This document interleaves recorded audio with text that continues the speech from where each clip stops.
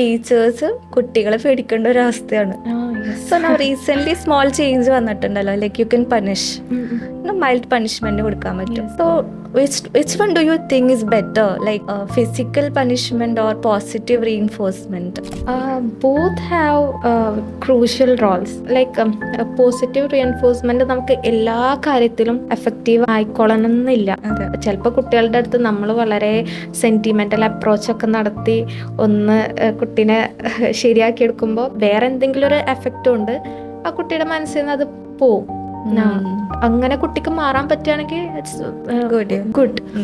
But in case of physical punishment, നമ്മൾ physical punishment എന്ന് പറഞ്ഞാൽ ചൂരിൽ വെച്ച് അടിക്കുക, അതാണ് നമ്മുടെ ഓൾഡൻ ഡേയ്സിൽ സ്കൂളിൽ അതുകൊണ്ട് നമുക്ക് പേടിയായിരുന്നു. ഇപ്പോൾ ടീച്ചേഴ്സിന്റെ അടുത്താണെങ്കിലും നമ്മുടെ ഒരു അപ്രോച്ച് ഫ്രണ്ട്ലി ആണെങ്കിൽ തന്നെ എന്നാലും നമുക്കൊരു റെസ്പെക്റ്റ് ആണ്, പേടിയാണ്. ബട്ട് ഇപ്പോഴത്തെ സ്റ്റുഡൻസിൽ എല്ലാവരും അല്ല, ഞാൻ പറയാം ജനറൽ ആയിട്ട് പറയാം കേട്ടോ, കുട്ടികൾക്ക് ടീച്ചേഴ്സിന്റെ അടുത്ത് ഫ്രണ്ട്ലി ആണ്, ബട്ട് ഒരു റെസ്പെക്റ്റ് നമുക്ക് ഫീൽ ചെയ്യുന്നില്ല.